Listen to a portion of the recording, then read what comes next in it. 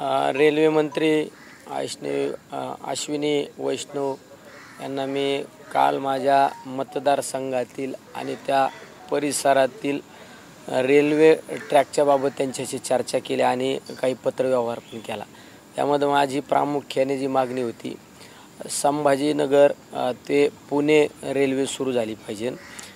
तो ट्रॅकसुद्धा त्यांना मी समजून सांगितला। जर संभाजीनगरवरून रेल्वे निघली तर बाजूला वाळुंज MIDC ती एक तारांकित MIDC म्हणून त्या MIDCकडे पाहतो। पुढे आल्यानंतर आपल्याला शिर्डीला तो ट्रॅक नेऊ शकतो, कारण शिर्डी हे जगात त्या देशातील हे अतिशय महत्त्वाचं मानणारं तीर्थस्थान आहे। त्यानंतर शनी शिंगणापूर झाल्यानंतर आपण अहमदनगरला ती रेल्वे आणू शकतो आणि तशीच सुपा MIDC झालेली ती सुद्धा एक तारांकित MIDC मोठी। सुपा MIDC झाल्यानंतर शिरूर रांजणगाव सुद्धा एक मोठी MIDC आहे आणि तसंच पुणे आणि मुंबई अशी जर रेल्वे सुरू झाली तर वाहतुकीला औरंगाबाद ते पुणे मुंबई हे अंतर जवळ होईल आणि त्या वाहतुकीचा निश्चित त्या परिसराला फायदा होईल। कारण औद्योगिकीकरण तीर्थक्षेत्र हे दोन्हीला लागून असणारी ही रेल्वे मार्ग होईल असे मी त्यांना एक समजून सांगितलं। त्याचबरोबरीने माझ्याच मतदारसंघामध्ये विसापूर हे स्टेशन होतं, त्याचा मधल्या कोविडच्या कालखंडामध्ये त्याचा थांबा बंद झाला। रेल्वे ज्या नगर दौंड मार्गे रेल्वे जातात त्या रेल्वेचे थांबे बऱ्याच ठिकाणी बंद झालेले आहे। आमच्या राहुरी खुर्दला थांबा बंद झालेला आहे, विसापूरला आहे। ते थांबे परत सुरू करण्याबाबत मी संबंधित मंत्री महोदयांना भेटलो। त्याचबरोबरीने वांबुरी क्रमांक 35 या ठिकाणी शालेय मुलांना राहुरी तालुक्यातील आणि नगर तालुक्यातील काही गाव दोन्ही बाजूला आहे, त्या दोन्ही गावांना जोडण्यासाठी एक ओव्हरब्रिजची आवश्यकता आहे। त्या बाजूला एक जगदंबा माता मंदिर आहे, ओव्हरब्रिज आणि रेल्वे साईडला दोन्ही साईडला आम्हाला रस्ता मिळण्याबाबतची एक मागणी रेल्वे मंत्र्यांना त्या ठिकाणी केलेली आहे। असे अनेक प्रश्न घेऊन मी रेल्वे मंत्र्यांना भेटलो। त्याचबरोबरीने आपल्या दळणवळणाच्या बाबतीत नितीन गडकरी साहेबांना सुद्धा मी काल भेटलो। त्यामध्ये माझा अनेक वर्षापासूनचा जो प्रलंबित प्रश्न आहे तो म्हणजे कोपरगाव शिर्डी राहुरी नगर रस्ता गेले 6-7 वर्षापासून चालू होतो बंद होतो, त्या रस्त्यावर अनेकांचा मृत्यू झालेला आहे। तो रस्ता आज बंद अवस्थेत आहे। तो रस्ता सुरू करण्याबाबत मी त्यांना भेटलो। त्यांनी मला सांगितलं की जो ठेकेदार आहे त्या ठेकेदाराला ब्लॅकलिस्ट करून नवीन ठेकेदार आणला जाईल आणि ते काम लवकरात लवकर सुरू केलं जाईल अशी सुद्धा त्यांनी मला त्या ठिकाणी आश्वासित केलेलं आहे आणि त्या बाबतीत त्यांनी ती प्रक्रियासुद्धा चालू केलेली आहे। त्याचबरोबरीने माझ्या मतदारसंघातील दुसरा गव्हाणवाडी राळेगण थेरपाळ निघोज बेला आळकुटी असा जो रस्ता आहे, आत्ता त्या रस्त्याचं टेंडर प्रोसेसला आहे, पण तो रस्ता डांबरीकरणाने रस्ता धरलेला आहे। तो रस्ता डांबरी कॅन्सल करून काँक्रिटीकरणाचा रस्ता करावा, कारण तो एक बागायत पट्टा आहे आणि तो जर मोठा रस्ता केला तर तो चांगला होईल, त्याची एक मागणी मी त्या ठिकाणी केलेली आहे। त्याचबरोबरीने एक बायपास नगर शहराला झालेला आहे, तो बायपास आरंगावमधून जातो। आरंगावमधून जात असताना त्या गावाच्या मधून रस्ता गेल्यामुळं त्या गावाला जोडणारे जे रस्ते होते ते सगळे बंद झालेले।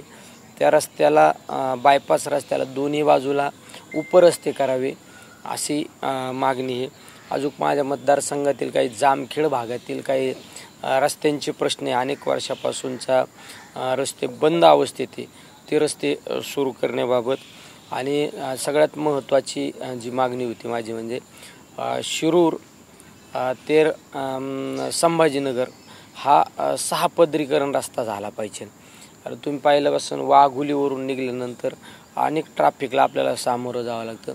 जर तो 6 पदरी रस्ता झाला आणि जे मेन ठिकाणे आहेत, थोडक्यात आमचं सुप्यामध्ये नेहमी ॲक्सिडेंट होत असतो, त्या ठिकाणी ओव्हरब्रिज झाला आणि 6 पदरीकरण रस्ता झाला तर निश्चित त्याचा दळणवळणाला फायदा होईल। या मागण्यांच्या संदर्भात मी काल गडकरी साहेबांना भेटलो आणि रेल्वेच्या बाबतीत रेल मंत्र्यांना सुद्धा काल मी भेटलेलो आहे. रेल्वेचा जो मुद्दा आहे एक तर की बीडच्या रेल्वेच्या संदर्भामध्ये एवढे वर्ष लागलेले आहेत. आता तुम्ही हा जो प्रस्ताव पाठवलेला आहे संभाजीनगर ते हा जो तीर्थक्षेत्र आणि इंडस्ट्रीला संपूर्ण जोडणारा जो कॅरिडॉर थोडक्यात असं म्हणता येईल हा रस्त्यात या रेल्वेची तुम्ही मागणी करताय, परंतु मंत्र्यांचं काय म्हणणं आहे आणि यापूर्वीच्या खासदारांनी सुद्धा असे प्रयत्न केले होते का? नाही, मला तरी मंत्र्यांच्या बाबत पॉझिटिव्हपणा माझ्या लक्षात आला, कारण त्यांनी नुसतं पत्र ठेवून नाही घेतलं, तो संबंधित अधिकाऱ्यांना सूचना करून प्रस्ताव दाखल करायला सुद्धा सांगितलेलं आहे. म्हणजे गडकरी साहेबांबाबत तर आपल्याला सगळ्यांना माहिती आहे, काम करणारा माणूस म्हणून. रेल्वे मंत्र्याच्या बाबतीत माझा कधी अनुभव नव्हता, पण मला त्या दिवशी जो अनुभव आला तो चांगला अनुभव आला. किती खर्च टोटल येणार आहे, काही DPR तयार करण्यात आलेले का किंवा प्रोसेस सुरू केली जाणार आहे का किंवा बजेटमध्ये काय अलोकेशन? मी काल पत्र दिलं, म्हणजे काल त्याची सुरुवात झाली थोडक्यात. आत्ता त्यांनी त्या रेल्वे मार्गाचा सगळं इस्टिमेट करून कॉस्टिंग करायला त्यांनी सांगितलेलं आहे, म्हणजे त्याची प्रक्रिया सुरू केलेली आहे. पण लगेच साहेब आता एवढ्या वर्षात 2024 आहे, महाराष्ट्रामधल्या गावागावामध्ये रेल्वेचं जाळं पसरत आलेलं आहे. नगर आणि संभाजीनगरचा जो इंडस्ट्री आणि तीर्थक्षेत्राला जोडणारा मार्ग होता का रखडलाय आतापर्यंत का पूर्ण होऊ शकला नाही?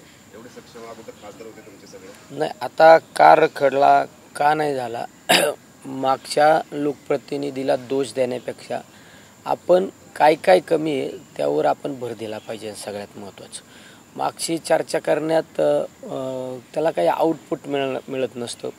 उगाच टीका टिप्पणी करणे मागच्या लोकप्रतिनिधीला सरकारला दोष देण्यापेक्षा आता आपण काय करायचं, आपण पाठपुरावा करणं गरजेचं आहे. त्यामुळं मागं काय झालं यापेक्षा आता पुढं काय करायचं हे सगळ्यात महत्त्वाचं आहे. लंके साहेब, तुमच्या बाजूला एक वाळूजी MIDCचा विकास झाला, तोपा MIDCचा विकास होतो, संगमनेर तिकडे उत्तरेत विकसित होतो, पण नगर शहरात जे ओस आहे ते कायम ओस आहे. म्हणजे आजूबाजूला विकास आहे, मध्ये भाकास आहे.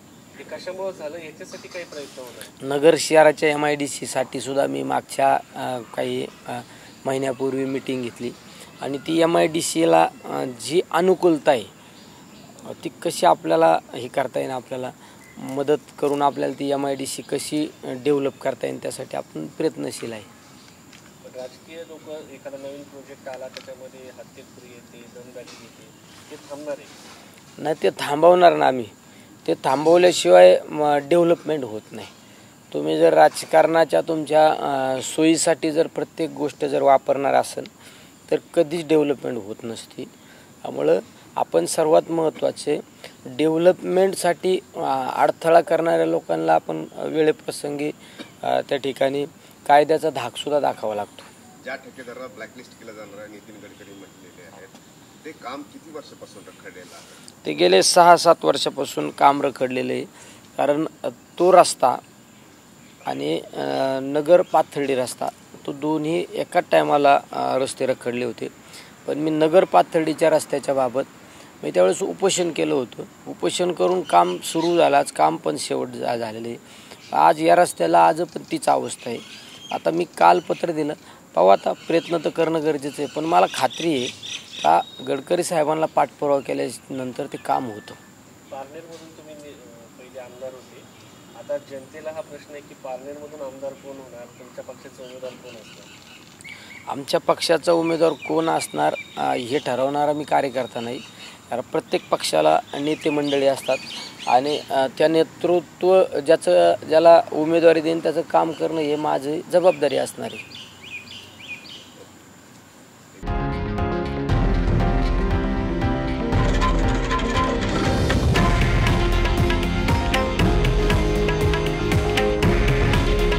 हे आहे देशातील नंबर 1 न्यूज नेटवर्क आणि आपण पाहत आहात TV9 मराठी.